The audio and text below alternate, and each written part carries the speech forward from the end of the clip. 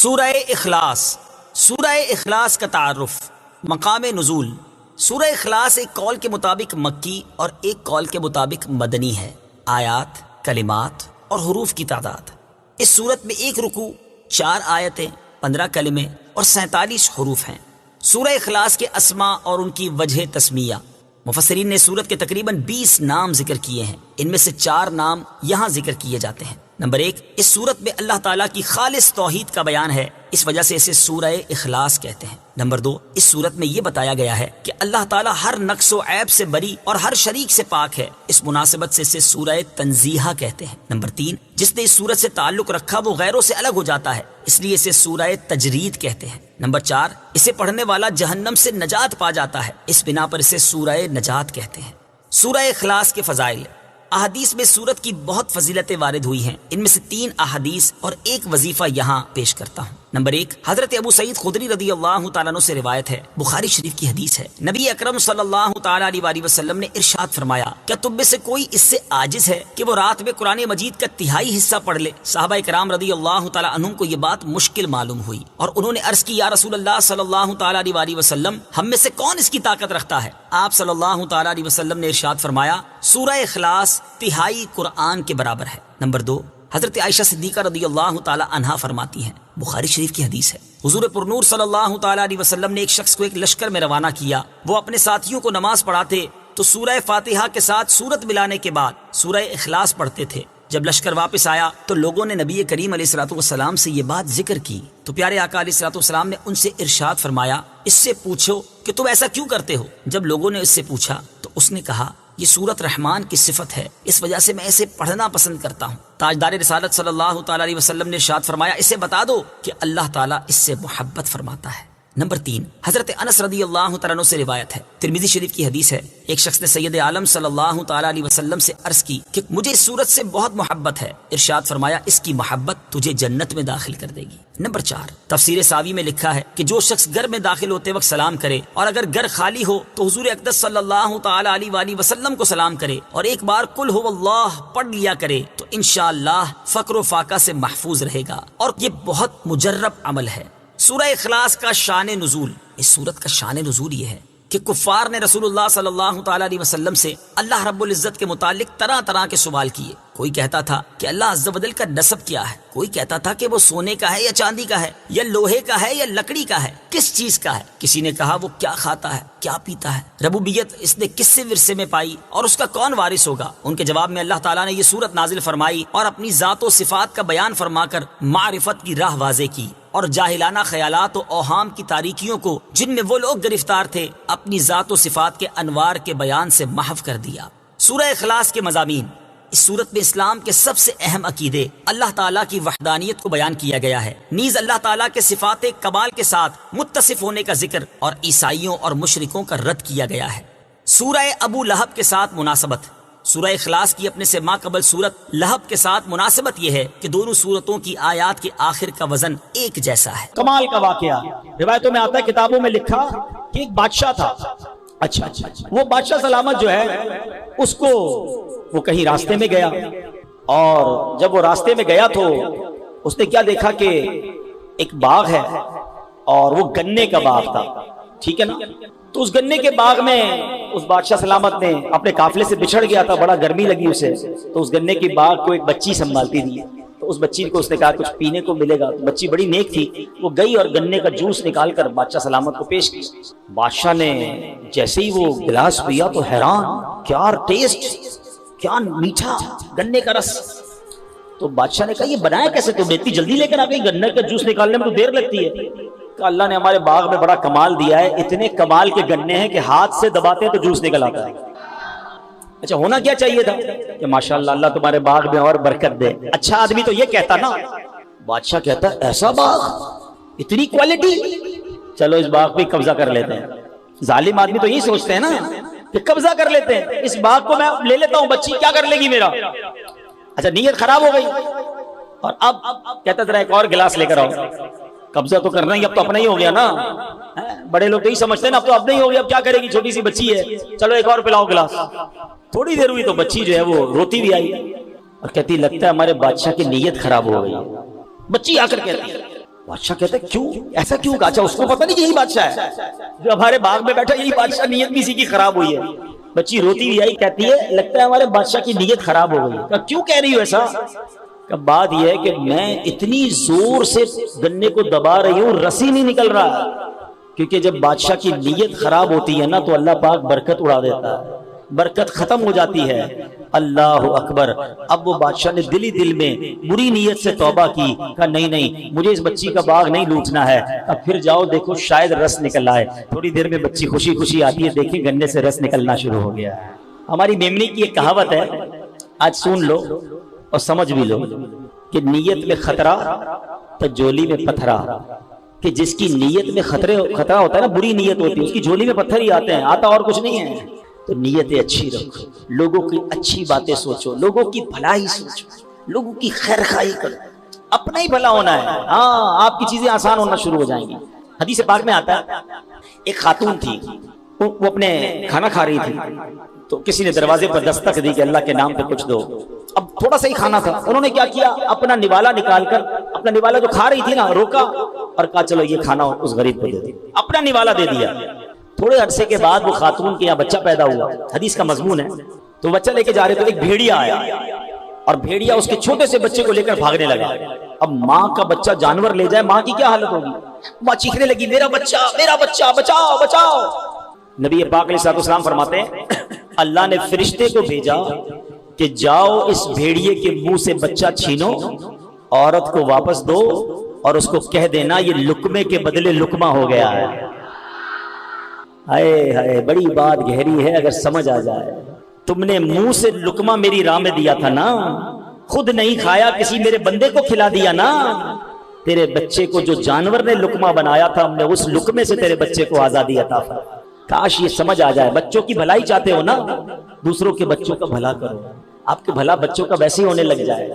اپنے گھر کا بھلا چاہتے ہو نا، کسی کے گھر کا بھلا کر دو، تمہارے گھر سے آفتیں ویسے ہی دور ہو جائیں گی۔ دوسروں کو تکلیف دے کے آپ سمجھتے ہیں کہ میں خوشحال ہو جاؤں گا، پڑوسی پریشان اور تم سمجھو کہ میں خوش رہوں گا، نہیں۔ دوسروں کا بھلا، دوسروں کی خیر، اس کی برکتیں آئیں گی، اس کی ریفلیکشن آئے گی۔ یہ گو اراؤنڈ کہلاتا ہے، جو بندہ کرتا ہے وہ واپس آتا ہے لوٹ کے۔ برائی کرو گے برائی لوٹ کر آئے گی، اچھائی کرو گے وہ کہیں نہ کہیں تمہارے سامنے ضرور آئے گی۔ اور اس کی روایتیں موجود ہیں، انسان جب صدقہ کرتا ہے وہ بلا کو روک لیتا ہے، بلا آ رہی ہوتی ہے اس کو روک لیتا ہے، نہیں آنے دیتا بندے کے اوپر۔ دعا جو ہے نیکی ہے نا، بلا کو روکتی ہے، بلا سے دعا لپٹ جاتی ہے، نہیں آنے دیتی بندے کے اوپر۔ تو نیکیاں کرو، یہ تمہیں کہیں نہ کہیں دنیا میں اس کا بینیفٹ کمال انداز میں ملتا رہے گا، نہ صرف ہمیں ملے گا ہماری نسلوں کو ملے گا۔ تو بہرحال میرے پیارے اسلامی بھائیوں، پتہ یہ چلا کہ ہمیں نیکیاں کرنی ہیں، بھلائی کرنی ہے۔ اچھا اولاد کو کیسے برکتیں ملتی؟ قرآنی واقعہ سورہ کہف جو پڑھتے ہیں انہوں نے تو کئی بار یہ واقعہ پڑھا ہوگا، تلاوت پہ تو پڑھا ہوگا، پتہ نہیں ترجمہ پڑھا ہے نہیں پڑھا۔ حضرت موسیٰ اور حضرت خضر کا واقعہ ہے نا، سورہ کہف میں سبحان اللہ ذکر ہوتا ہے وَأَمَّا الْجِدَارُ فَكَانَ لِغُلَامَيْنِ يَتِيمَيْنِ فِي الْمَدِينَةِ وَكَانَ تَحْتَهُ كَنْزٌ لَهُمَا وَكَانَ أَبُوهُمَا صَالِحًا فَأَرَادَ رَبُّكَ أَن يَبْلُغَا أَشُدَّهُمَا وَيَسْتَخْرِجَا كَنْزَهُمَا رحمتم من ربک۔ سبحان اللہ۔ ترجمہ کیا ہے؟ رہی وہ دیوار، وہ شہر کے دو یتیم لڑکوں کی تھی اور اس کے نیچے ان کا خزانہ تھا اور ان کا باپ نیک آدمی تھا، تو آپ کے رب نے چاہا کہ وہ دونوں جب اپنی جوانی کو پہنچے اپنا خزانہ نکال لیں۔ آپ کے رب کی رحمت سے حضرت خضر نے وہ دیوار کھڑی کر دی، اور ریزن کیا بتایا حضرت موسیٰ کو کہ ان کا باپ بڑا نیک تھا، یہ دو یتیم بچوں کا خزانہ اس دیوار کے نیچے دفن تھا۔ اللہ نے نبی کو حکم دیا کہ جاؤ یتیم بچوں کی خزانے کی حفاظت کرو، دیوار قائم کر دی گئی۔ اللہ اکبر۔ مفسرین فرماتے ہیں کیا لکھا قرآن میں؟ وَكَانَ أَبُوهُمَا صَالِحًا، ان کا باپ نیک آدمی تھا۔ اچھا مزے کی بات بتاؤں، ان یتیم بچوں کا والد صرف نہیں تھا، یہ اس والد کی بات نہیں ہو رہی تھی جو قرآن میں کہا نا وَكَانَ أَبُوهُمَا صَالِحًا، فرمایا اس شخص کا نام کاشح تھا اور ان یتیم بچوں کا 8ویں یا 10ویں پشت میں والد تھا، یعنی باپ بھی نہیں تھا، دادا بھی نہیں تھا، پردادا بھی نہیں تھا، 8 پشتوں پہلے یا 10 پشتوں پہلے والد تھا، مگر چونکہ وہ نیک تھا اللہ نے 8 پشتوں کے بعد بچوں کا خزانہ محفوظ رہے اپنے نبی کو بھیجا کہ جا کر دیوار کو کھڑی کر دے۔ سمجھ آ رہی ہے بات؟ لوگ کہتے ہیں یار بچوں کے لیے کوئی بڑا کاروبار کروں، ڈبل شفٹ میں کام کروں. کچھ لوگ نماز نہیں پڑھ رہے، کچھ لوگ دین کا کام نہیں کر رہے، معاذ اللہ کچھ لوگ حرام روزی کما رہے. کیوں بھائی؟ ڈبل ڈیوٹی کر رہا ہوں بچوں کے لیے، بہت کام کر رہا ہوں بچوں کے لیے چھوڑ کر جانا اس لیے وطن سے دور چلا گیا ہوں، غلط کاموں میں پڑ گئے. ارے اللہ کے بندے کدھر چلے گئے؟ قرآن کے اس واقعے سے سیکھو نا. اگر تم اللہ کو راضی کرنے والے کاموں میں لگ جاؤ گے، اللہ تمہارے بچوں کی حفاظت کے لیے فرشتوں کو بھیج دے گا. تمہارے بچوں کو خوب برکتیں مل جائیں گی. یعنی اصل ٹریک یہ ہے کہ ہم زندگی میں رب کو راضی کر لیں، اللہ ہماری دنیا بھی اچھی کر دے گا، ہمارے بچوں کے لیے بھی بہتری فرما دے گا.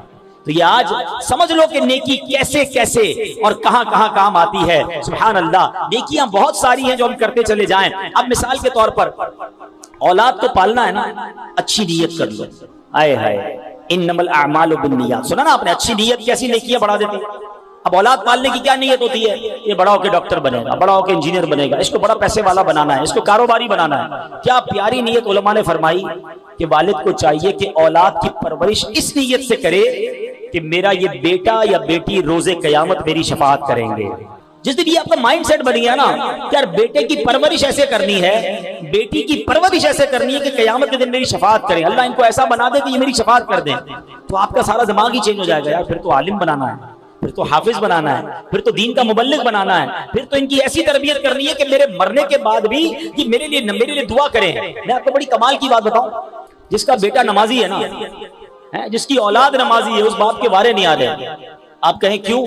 دیکھیں، ایک تو یہ نا کہ حدیث میں آتا ہے کہ مرنے کے بعد اعمال منقطع ہو جائے گا، ڈسکنٹینیو ہو جائے گا، سوائے 3 چیزوں کے. وہ 3 چیزیں کون سی ہیں؟ علم اگر کوئی چھوڑ کر مرے، جو علم بعد میں پھیلتا رہے، صدقہ جاریہ، یا نیک اولاد جو مرنے کے بعد والد کے لیے دعا کرے، مرحوم کے لیے دعا کرے.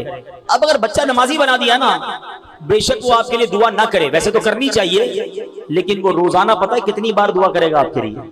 جب اتحیات میں قاعدہ آخرہ میں بیٹھے گا نا، با وضو بھی ہوگا، قبلہ رو بھی ہوگا. ارے بچے کو نمازی بنا دو، روز با وضو قبلہ رو ہو کر تمہارے لیے دعائیں کرتا رہے.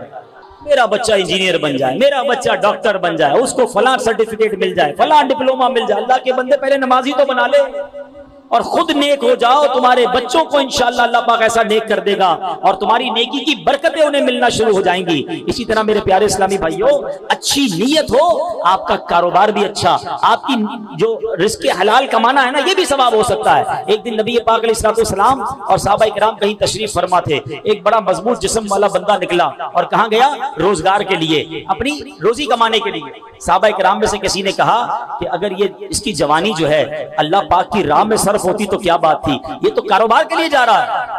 حدیث پاک کا خلاصہ ہے، نبی پاک نے فرمایا ایسا مت کہو، کیونکہ اگر وہ محنت تو کوشش اس لیے کرتا ہے کہ خود کو سوال سے بچائے اور لوگوں سے بے پرواہ ہو جائے، یقیناً یہ اللہ پاک کی راہ میں ہے. اور اگر وہ اپنے ضعیف والدین اور کمزور اولاد کے لیے محنت کرتا ہے، یہ پھر بھی اللہ پاک کی راہ میں ہے. اور اگر فخر اور مال کی زیادہ طلبی کے لیے کر رہا ہے تو وہ شیطان کی راہ میں ہے. یعنی ایک ہی جاب ہے، ایک ہی کاروبار ہے، اچھی نیت شامل ہو جائے تو یہ اللہ کی راہ بن سکتا ہے، راہ خدا بن سکتا ہے. اور وہی نوکری، وہی کاروبار اگر دنیا میں بڑائی دکھانے کے لیے ہے، مال جمع کرنے کے لیے ہے، لوگوں پر فخر جمانے کے لیے ہے، تو روز صبح جا بھی رہا ہے مگر شیطان کی راہ میں جا رہا ہے. فرق سمجھو نیت، اچھی نیت اور بری نیت کا، تو اللہ کرے ہم سمجھ جائیں. اب ایک اور بڑا نیکی کا کام جو ہم سب کر رہے تھے، ہاں یہ مجھے بڑا افسوس ہے، یقین کرو. آخری بات، رمضان میں سارے نمازی، اور رمضان کے بعد کیا ہو گیا؟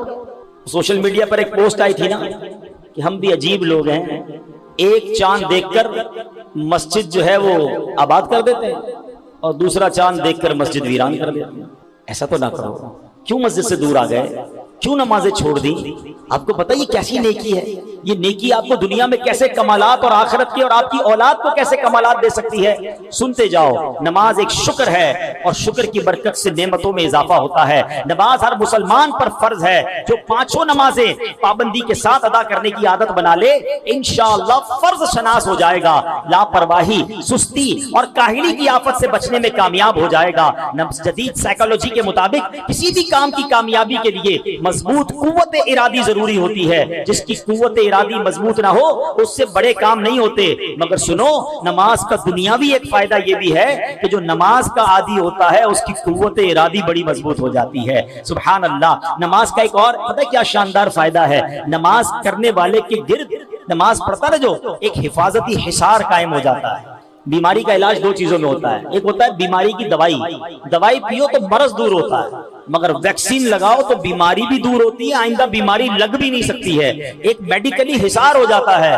سنو نماز کیسا حصار ہے, قرآن کہتا ہے ان الصلاۃ تنہا عن الفحشاء والمنکر, بے شک نماز منع کرتی ہے بے حیائی اور بری باتوں سے. تو پتہ یہ چلا کہ بندہ نمازی بن جائے نماز اسے برائیوں سے بچانے لگ جاتی ہے. ایک مرتبہ ایک صحابی بارگاہ رسالت میں حاضر ہوئے, عرض کی یا رسول اللہ صلی اللہ تعالی علیہ وسلم فلاں شخص نماز بھی پڑھتا ہے چوری بھی کرتا ہے. اللہ کے حبیب نے فرمایا اسے چھوڑ دو, اس کی نماز جو ہے اسے چوری سے روک دے گی, اس کی نماز اسے چوری سے بچائے گی. تو پتہ یہ چلا کہ نماز خود بری بات سے بچاتی ہے. سبحان اللہ. ایک بار ہم بیرون ملک سفر پر تھے, بڑی کمال کی بات نگران شورا نے فرمائی. کچھ لوگوں نے کہا بڑی برائیاں ہیں ہمارے معاشرے میں, بڑے مسائل ہیں. فرمایا نماز درست کر دو باقی نماز بندے کو درست کر دے گی.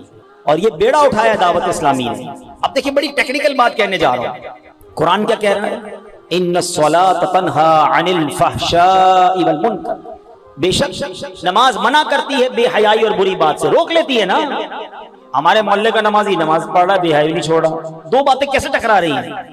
اس کا مطلب پتہ ہے کہ آنسر کیا آئے گا, اس کا مطلب یہ ہے کہ نماز ٹھیک نہیں ہے.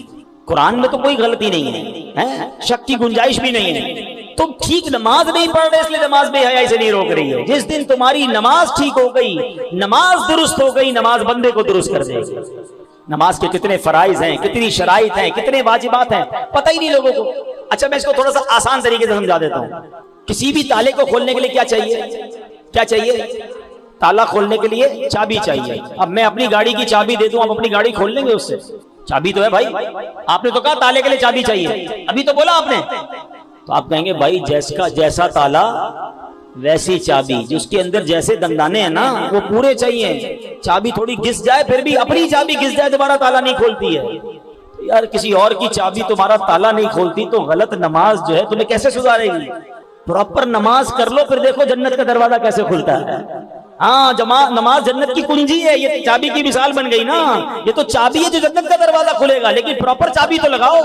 نہ وضو ٹھیک کر رہا ہے, نہ نماز ٹھیک پڑھ رہا ہے. یہ کمال ہے دعوت اسلامی کا. واللہ لوگ اگر اس پر کبھی موقع ملا تو میں اس پر بھی بات کروں گا تفصیلی, کہ یہ جو دعوت اسلامی نے ایک اور کمال کیا نا, بہت سارے کمالوں کے ساتھ ساتھ, کہ معاشرے کو جس چیز کی ضرورت تھی, جس کو بھلائے بیٹھے تھے لوگ, جس کا تصور ہی نہیں تھا, وہ سکھانا شروع کر دیا. بچپن سے بڑے ہوئے کبھی نہیں سنا کہ کوئی نماز کورس ہوگا. اللہ سلامت رکھے دعوت اسلامی کو فیضان نماز کورس ڈیزائن کر دیا. میں آپ سے پوچھوں 40 سال پرانے نمازی سے پوچھو نماز کہاں سیکھی ہے, وضو کہاں سیکھا ہے؟ کہ ابو کے ساتھ آتا تھا وضو خانے پہ, ابو بھی وضو کرتے تھے, ابو کو دیکھ کر میں نے وضو شروع کر دیا. دادا نماز پڑھتے تھے, ان کو دیکھ کر ہم نے نماز سیکھ لی. اس کا مطلب کہیں بھی پراپر سیکھی نہیں ہے نہ وضو نہ نماز, اور اسی میں غلطیاں ہو رہی ہیں. آپ کریں ایک بار فیضان نماز کورس, آپ کو میری بات سمجھ آ جائے گی کہ یار 20 سال سے نماز پڑھ رہا تھا, میری تو کتنی غلطیاں تھیں, نہ وضو پراپر, نہ نماز پراپر, نہ سجدہ پراپر, نہ تلاوت پراپر. کدھر سے ثواب ملے گا, کدھر سے روحانیت ملے گی؟ ہم کہتے ہیں یار پتہ نہیں میں کب سے تلاوت کر رہا ہوں, دل میں روحانیت ہی نہیں آ رہی. بھائی قرآن صحیح تو پڑھنا سیکھو پہلے. اب یہ بڑا نازک مسئلہ میں نے چھیڑ دیا ہے, تو پلیز سمجھو دعوت اسلامی والے ہمارے خیر خواہ ہیں کہ جو گلی گلی مسجد مدرسۃ المدینہ بالغان لگاتے نا, اسی لیے لگاتے کہ یار 15 منٹ کے لیے آؤ, مخارج ٹھیک کر لو, تمہارا پڑھنا درست ہو جائے گا, پھر قرآن پڑھی جاؤ, ہر آیت تمہارے دل میں نور داخل کرے گی. ایک بار آ کر نماز اپنی سیکھ جاؤ, اب ہر سجدہ تمہارا درجہ بلند کرے گا. فجر میں اٹھ کر سردیوں میں وضو کر کے نماز پڑھ رہے ہو, برسوں سے پڑھ رہے ہو, ایک بار سیکھ لو نا, کہیں ایسا نہ ہو سارا سفر بیکار ہو جائے.